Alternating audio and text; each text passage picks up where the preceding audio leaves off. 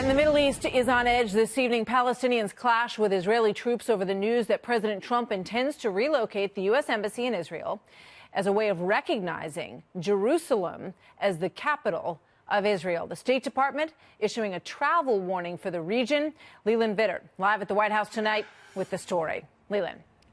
Good evening, Martha. The reaction to this continues to be as split as the Middle East. The White House really reveling in their supporters' happiness at this decision, calling it courageous. On the other hand, you've got the State Department reportedly telling the Israelis to not gloat too much over this decision. The White House at the same time really unfazed, though, that reportedly President Abbas of the Palestinians will not meet with Vice President Mike Pence when he is in the Middle East about 10 days from now. The White House and the Vice President's office saying they will wait to hear directly from President Abbas. At least so far, the promises and warnings by Arab leaders of unending wars and fires that can't be extinguished have not materialized. As we reported last night, the rain kept people off the streets in Jerusalem, but today a little bit better weather and the end of the Arab work week led to clashes at some of the usual flashpoints.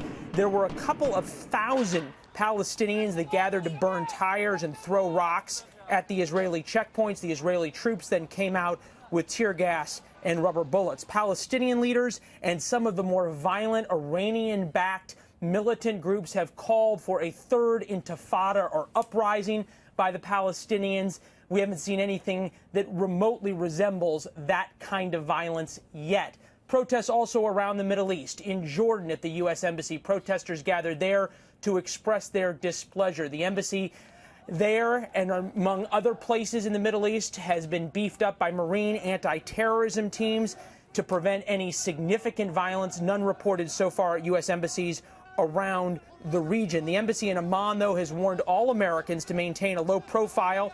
And they also said that tomorrow the children of U.S. diplomats will not be going to school. And tomorrow is the key.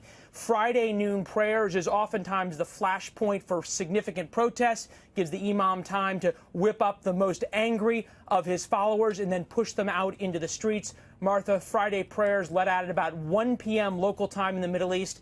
That's 6 a.m. here tomorrow morning in Washington. Certainly the White House will be watching then. Back to you. No doubt. Leland, thank you very much.